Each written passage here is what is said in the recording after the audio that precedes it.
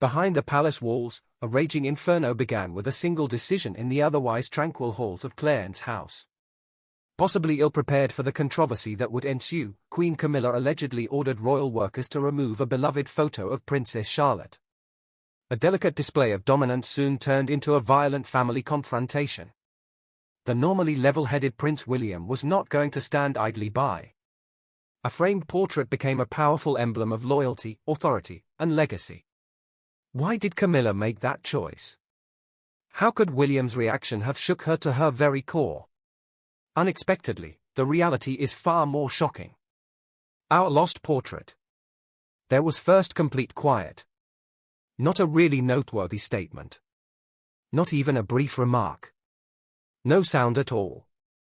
The East Gallery of Clarence House was bathed in morning sunlight one day, and something seemed odd.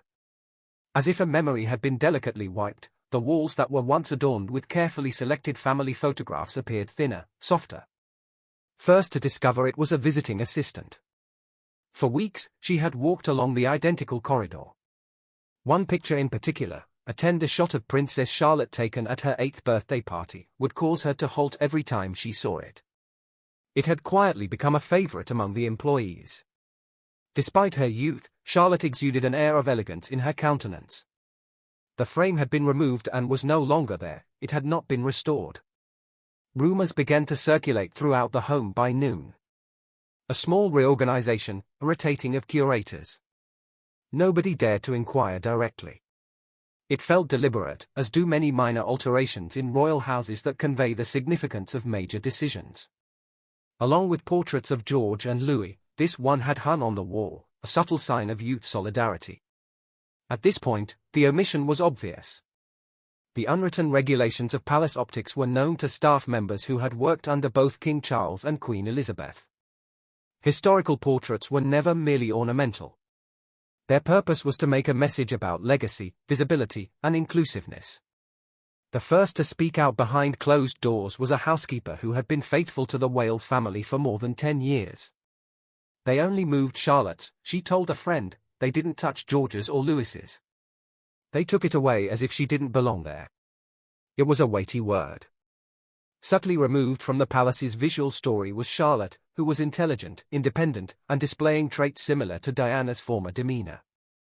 The word got to Kensington by nightfall. A lower-level employee casually brought up the speculation when reporting the day's deliveries after overhearing it in a phone call. It was said that the room froze. Even though Catherine usually keeps her feelings under wraps in social situations, she felt a knot in her chest. When Charlotte visited the palace, she reveled in the lifestyle of her great-grandmother, whom she had long admired. It wasn't until William got home that things changed, even if removing her photograph without an explanation felt cold and deliberate. In silence, he listened. As more information became apparent, his jaw clenched. The removal of a single portrait conveyed a strong statement. It was impossible to turn a blind eye, whether the issue concerned personal matters, power, or control. Since William had spent his formative years in a royal household, where body language was paramount, he understood well what this meant. With no word, he stood up from his chair and made his way to his own study. Even though it wouldn't be very loud, the next step would leave an indelible impression. The royal palace, Charlotte's seat. There was never any intention of Princess Charlotte becoming ordinary. As soon as she blinked at the paparazzi outside the Lindo wing, everyone could see she was carrying something enduring. Her childhood pictures showed not only naivete but also an unusual sense of self-awareness, as if she knew her place in the world before she could write her own name. However, Charlotte's position within the palace was profoundly intimate, going beyond her public charisma. A royal child wasn't all she was. She bridged the gap between her father's troubled upbringing, her grandmother's lasting impact, and the future monarchy's need for a more tender, resilient, and humane force. The presence of Charlotte was palpable within the royal homes. Rumors circulated amongst staff members regarding her vivacious curiosity, her habit of greeting cleaners by name, and an incident where she inquired about a footman's comfort level with his shoes, expressing her dissatisfaction with her own royally uncomfortable footwear. People laughed because of her. She would stare at the portraits, particularly the one of Diana near William's study, and ask pointed questions. According to what Catherine shared with a trusted confidant in the past, Charlotte frequently inquired about Granny D and even expressed a desire to emulate her bravery in the future. Her departure from the Clarence house grounds felt more like a burial than a mere decoration because of that spirit. It was like being rejected. In the midst of George's preparation for the throne and Lou's continued role as the beloved baby of the family, Charlotte quietly forged her own path through bravery and generosity. Even as a toddler, she was a regular in the royal family's photo albums. Discouraging her now would be like turning off a light that hadn't requested to be turned on. I just did it. Camilla, in contrast, had always had a tangled history with cameras. There was opposition to her rise to queenship. Visuals had an impact on her. She was well versed in the sanctioned portraits, their placement and the impact they had on public opinion. This unsaid fact was known to those on the palace staff. Neither the walls nor anything on them stayed put. The decision to delete Charlotte's photo became about more than just aesthetics because of this. Although not the first, it was a change in the storyline. Over the years, some had noted that there were less images of Diana. Some said that Camilla preferred spending time with her own grandkids than William's children, and that she did this in a subtle way. At this point, it made no difference whether the rumors were true or not. It was obvious, palpable, and quantifiable that Charlotte was not within the walls. After being mute during other storms in his reign, William was determined not to let this one go unrecognized. Because a small kid who was innocent was at the center of this, not a frame. Not to mention a lady whose transgressions would go unforgiven by memory. Calm authority from Camilla. There was no barking or broadcasting of the command. As if it were just a question of preference, it arrived subtly within the tea. The one with the blue outfit, Camilla supposedly murmured, gesturing toward the wall while she stirred her Earl Grey. As a result, it is out of place in this space. Even if she veiled her meaning in grace, those who heard her say it understood precisely what she meant. A delicate show of familial unity included the image of Princess Charlotte. Catherine had added a contemporary spin during her short stint working with the royal family's home. With great effort, the image had been selected to depict not only the past but also the future. Nevertheless, Camilla had never been one to accept reminders that did not benefit her position, even if she had spent decades navigating palace life. The children of William and Catherine may have never entirely won her heart, according to some. They claimed that the public's adulation of them, particularly Charlotte, whose similarity to Diana became more apparent with each passing year, made her feel overshadowed. The order was issued for whatever cause. Employees who had received training to remain silent and precise in their instructions did not hesitate to follow them. The picture was gone in a matter of hours. No message, no justification. Exactly where a smiley face belonged to a child. According to those who were close to Camilla, she frequently felt self-conscious about appearing in the pictures. Huge shadows were cast by Queen Elizabeth's legacy. Become more vivid in Diana's mind. The children of Wales, and Charlotte in particular, represented all that the younger generation held in high regard. Faith, optimism, and reclaiming one's true self. Some people still saw Camilla, who was now queen consort, as a representation of the upheaval of the past. Possible motivations for erasing Charlotte's likeness include regaining personal space, establishing dominance, or just wanting to lessen the impact of a legacy she was unable to change. Camilla failed to anticipate the far-reaching consequences of her seemingly insignificant action, which would penetrate the exact barriers she had aimed to circumvent. In the royal family, portraits were considered holy money. They affirmed their visibility and belonging. They sealed legacies and whispered promises of devotion long before anyone said a word. To take one down was to do more than alter the aesthetic, it was to cast doubt on the significance of the space. And although Camilla thought she was only collecting aesthetics, she had stepped into something more riskier. Manipulative storytelling. There was a palace where the journalists and the public could see every nook and cranny. Scandal had ensued because she had let it in. Despite her best efforts, nobody noticed. Certainly not by William, Catherine, or any member of the staff. William was just aroused, and the command had been silent, but the repercussions would be far from so. Removing a child from the wall brings out the lion in the father who reared her. Ending the hush, an employee speaks up. Days passed with the vanishing of the portrait casting an eerie shadow over the halls. In the service kitchens, people would look at each other and whisper when the subject of Clarence's house came up, but no one dared to say anything openly about it. The first crack appeared when a courageous servant, well known for her unwavering devotion to Princess Catherine, could no longer maintain her silence. Eleanor has been a maid for 3 royal families for 20 years. Underneath polished oak and velvet curtains, she had witnessed the coming and going of queens and the concealment of secrets. Not because it was over the top, but because it was intentional. This one really got under my skin. The alteration was being implemented just hours after Camilla made her comment, as Eleanor was dusting the hallway. The 2 assistants, a junior and a senior, delicately removed the frame from its holder and covered it with felt. Following protocol was second nature to her. The relocation of any artwork was preceded by a clear directive. As the image of Charlotte, with her gentle curls and proud smile, was tucked away as if she didn't matter, she stood motionless, her hands still clutching a feather duster. Even while Eleanor kept silent, her gut knotted up. At one point, she had observed Charlotte chasing butterflies as she ran through the Balmoral Gardens. She felt bad because she thought the kid deserved more. Palace protocol is still very stringent. Employees were instructed to maintain a level head in all situations. However, Eleanor's voice cracked as she was on the phone with a former co-worker who is now stationed at Kensington Palace. The response to a seemingly innocuous question, "How's everyone on your end?" was unexpected.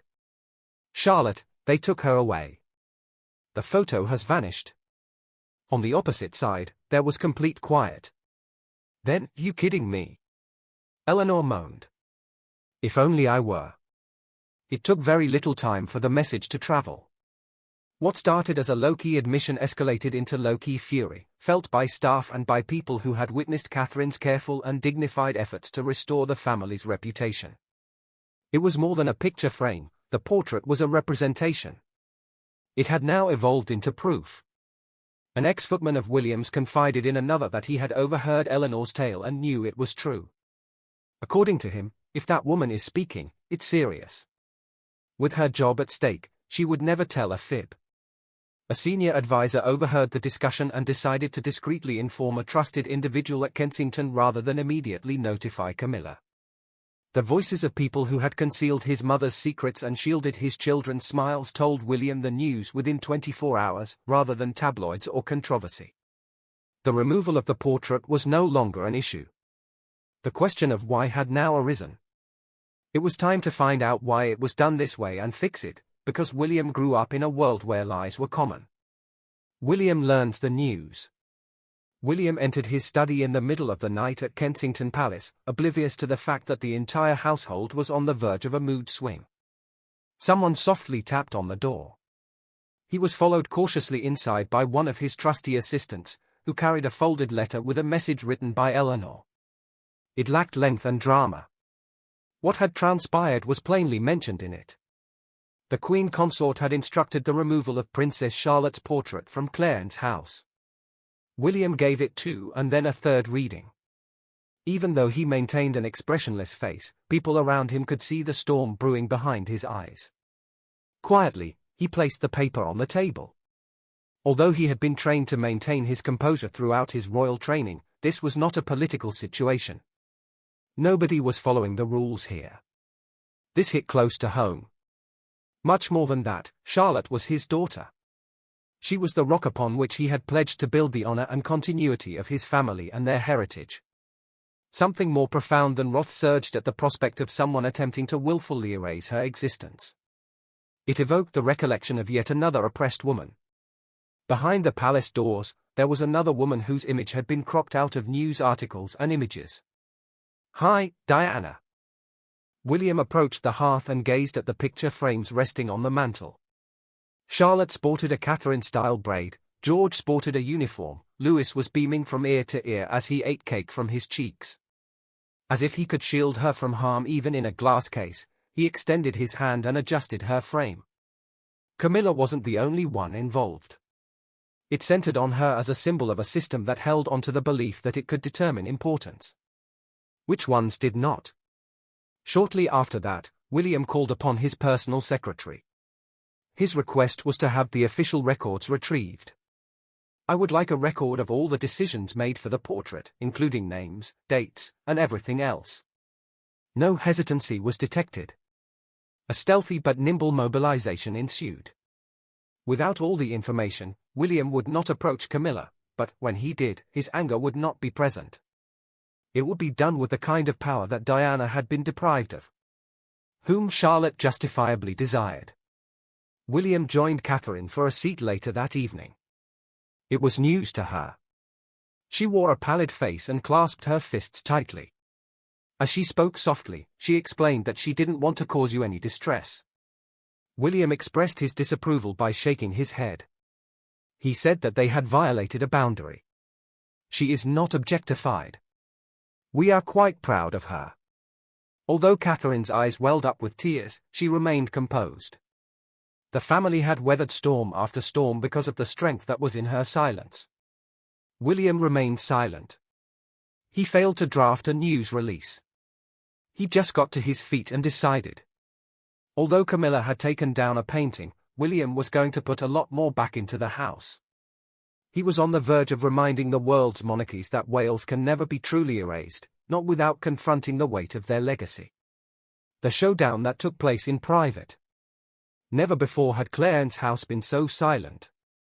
The tension was palpable, albeit not overly so. Employees were more subdued. Doors were carefully opened. A change was imminent, and everyone was prepared. None of the news outlets were notified when the motorcade carrying Prince William arrived at the VIP gate. His flanks were unguarded. Nobody else was there when he arrived. His demeanor was unreadable as he walked with caution. His eyes were serene yet fiery as he made his way through the halls. As Queen Camilla perused the weekly charity reports in the white drawing room, the footman brought a delicate note. Duchess Camilla is here by herself. Looking up slowly, she was taken aback. William hadn't dropped by without warning in a long time. She got to her feet to welcome him, exuding the poise of an expert charmer, but her efforts to win him over were in vain. He was already there before she could respond. William remained standing. He wore his coat the whole time. With a single remark, he asked why Charlotte's portrait had been removed, meeting her gaze. A lengthy, uncomfortable pause hung over the opulent room like a shadow. A blink from Camilla. It was simply a little tweak. She responded with a flat tone and a little thinner than usual voice, saying that the place was being refreshed. While William remained fixed on the scene, George and Louis lingered nearby. All but Charlotte's were taken out. In tense situations, his voice remained low but resolute, just like his father's. Camilla delicately set her papers down. She insisted it was not meant to be offensive. Has to do with visual equilibrium. Williams advanced toward him. No, she is a little girl, not a fashionista. Years of delicate calm were sliced to ribbons by those words. Unfamiliar with William's direct challenge, Camilla attempted to regain her composure. This isn't about you, William. These things are really delicate, as you are well aware. What the public thinks, how the media reports it. William abruptly ended the conversation, not because of her volume but because of his conviction, how others saw him, or his own animosity. Since we aren't pretending to be talking about art here. Legacies are at stake here. Furthermore, it is not up to you to determine who is a member of this family. Camilla furrowed her brow. Unlike before, her response was spontaneous.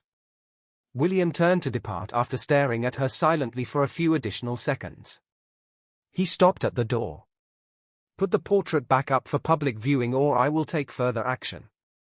After then, he departed, bringing with him an even heavier stillness than when he had come. A son, who had witnessed his mother's gradual disappearance from his life, was the driving force behind that altercation. That would never happen to him again, he had sworn. Now that he was a parent, he was ready to defend his children with an iron will that not even a queen could break. Kate's reaction was deeply moving. The mood had changed upon returning to Adelaide Cottage. Power and confrontation were absent. All was silent. Despite the news of the removal of the portrait settling like a bruise beneath her composure, Catherine spent the day with the children, keeping a sense of serenity. It remained unnoticed by Charlotte, thanks to Catherine's efforts. Still, she felt her heart twitch on the inside. Court politics were familiar to her. She had observed the games being performed with a gentle touch and a smile on their faces. On this occasion, though, she was irrelevant. Everything shifted when it pertained to her daughter. That night, William's expression said louder than words could. As Charlotte gathered flowers to decorate the kitchen table, Catherine tended to the garden. William went over to his wife, and Charlotte slipped off singing. Her eyes darted upward, trying to meet his. Was it her confession? She inquired softly. William gave a single nod. She referred to it as a choice in design. I labeled it as such. The air caught in Catherine's throat as she exhaled. William, she is our child, she is a child. Those hallways are her search for self. A little tremor crept into her voice. William gently took hold of her hand. She won't be erased, he whispered softly. For the time being, at least. As Catherine delicately wiped away a tear that refused to fall, she turned her face just a little. She murmured something about how it's not all about the frame. It's about their belief in their ability to treat us, to her, as just objects. Changes can be made.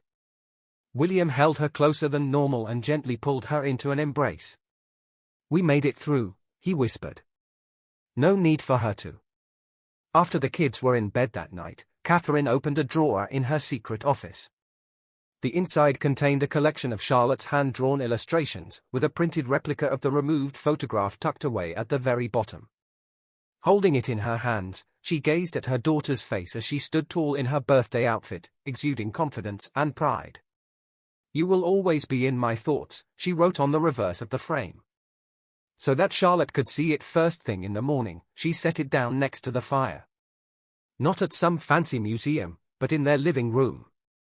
There was no need for Catherine to contact anyone or issue a public statement in places where truth resided, where family was neither politicized nor posed. Her tone was calm and nurturing when she responded. Strong even when it remained still. Catherine guarded the family's heart with gentle, unshakable devotion, while William defended the family name with strength. Because of this harmony, the fervor of the father and the gentleness of the mother, Charlotte would surpass any depiction. Instead of being molded by royal tradition, she was being molded by two parents who were hell-bent on letting their daughter grow up shameless, fearless, and completely seen. A statement is made by the portrait upon its return. There was no great ceremony to mark the portrait's return, but it was nonetheless noted by all. The hum of subtle correction now permeated Clarence's house, which had before echoed with subtle control. A royal art conservator was accompanied by two senior aides, not interns or young curators, when he entered through the side entrance on a rainy Thursday morning. This installation was anything but ordinary. It was intentional. Returning to its original place was the portrait of Princess Charlotte. Not to some obscure passageway, but to the majestic stairwell that both members of the royal family and international dignitaries used to ascend to the state apartments. The identical blue clothing and photo. The object, however, was now housed in a bigger, gilded frame that featured a tiny brass plaque affixed to the base. Embracing her heritage, Princess Charlotte of Wales shines as a beacon for generations to come. A restoration wasn't all it was. It constituted an assertion. Quickly, word got around. The reinstallation was ordered by the Prince of Wales himself, according to an insider at Clarence's house, after what the assistant referred to as an internal family explanation. The language was understood by those within the palace. William had finally drawn a line in the sand when he demanded clarification, and for once, everyone had respected it. That afternoon, as Camilla passed the stairway, she stopped. Her unusually long stay was noted by the neighboring staff. Her demeanor shifted, yet she remained silent. Neither resentful nor furious, simply silent. What that signified was clear to her. Now, since it conveyed a story, not only of Charlotte but of a family that would not be rearranged, the photo was much more powerful than before. Upon her return to the other residence, Charlotte was informed in plain English by Kensington Palace that her portrait had been returned. While holding her hand, Catherine sat down on the sofa next to her and softly explained that even adults make errors, but love can always put them right. In the first place, Charlotte wanted to know why someone would remove her photo. Catherine hesitated. A gentle whisper escaped her lips as she suggested that perhaps they had forgotten how exceptional you are. However, your dad brought it up again. After giving it some thought, Charlotte finally stated, "I want to see it one day," without expressing any desire for fame or fortune. Through her tears, Catherine grinned. "My darling, you are. I shall always love you." At the same time, word got out to the media. The captions of a few of tabloids' side-by-side comparisons suggested a more serious disagreement. William's camp, however, chose not to comment. They could have avoided it. The photograph, framed with dignity and honesty, hung proudly in the center of Clarence's house and spoke volumes. Something that Camilla had attempted to subtly eliminate has come roaring back. Meaning rather than background noise. Why? Because while pictures may be removed, the kind of presence that is based on love, heritage, and blood cannot be erased. More than simply canvas has been carved into Charlotte's position in this royal family. It had been etched in the annals of time and fiercely protected. The family name that William was determined not to let fade away. Tradition, symbolism, and the subtle dance of responsibility form the bedrock of the royal family. The reality that remains, however, is unrelated to protocol, at least underneath the superficial level of Polish. Something keeps it alive, so it won't go extinct. William always saw the subject of the portrait as more than just a snapshot. Cycles were the subject. His mother had been swallowed by one of them. He had witnessed one attempt to downplay his wife. And with that, present. Its focus had shifted to his daughter. This time, though, things would turn out differently. For as long as anybody could remember, the palace was a site where subtle forms of power were communicated, by absences, gestures, invitations, and wall hangings. Under the pretense of transition, Diana's face had already been hidden from the public eye. In order to make room for others, her reputation was downplayed and her legacy diminished. However, William kept in mind. Something long forgotten within him roused when he witnessed the identical strategy advancing toward his daughter. In both his royal and familial capacities. William knows all the palace games, but Charlotte doesn't yet. He realized that a single painting could convey a message, and he was determined to rewrite that message before it became ingrained in history. He didn't just reinstate her photo for Charlotte, he made it bigger, brighter, and framed it in a statement. It was meant for every memory that had been subtly wiped off. William had secretly made a duplicate of the original photograph and stashed it away in his study. 2 generations, a silent vow, a framed black and white portrait of Diana cradling him as a newborn. Instead of ever distancing himself, he would always be there for the people he loved, refusing to let them go and loving them no matter what. The resurrected portrait elicited no public response from Camilla. However, her loved ones noticed a change. Once upon a time, there was a tremendous check on influence, not one that was made public or scandalous, but nonetheless. A subtle reminder that wealth and power are not the only ways to pass on a family name. You can't have it until you treat others around you with respect. Charlotte started to draw more frequently in the days that came after.